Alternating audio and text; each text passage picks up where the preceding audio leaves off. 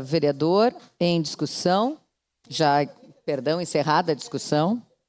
Em votação, portanto, solicito às vereadoras e vereadores que registrem os seus votos. Eu voto sim, presidente. Aqui não tá funcionando até o... Vereador Juliano Valim já registra o voto no microfone e vota sim. Eu voto sim, senhora presidente. Vereador Sandro Fantinel vota sim. Voto sim, senhora presidente. Voto sim, senhora presidente. Vereador Lucas Dil vota sim. Vereador Scalco vota sim.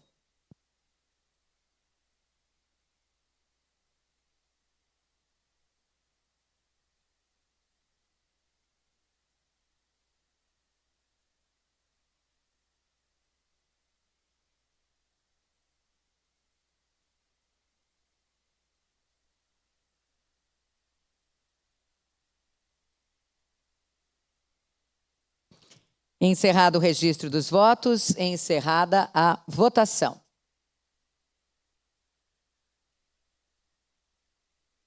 Projeto de lei número 153/2024 foi aprovado por unanimidade das vereadoras e vereadores, com a ausência do vereador Bortola, vereador Clóvis Xuxa, vereador Lucas Carinhato, vereadora Rose Frigeri, vereadora Tatiane Frisso, vereador Zé D'Ambros. Agradeço.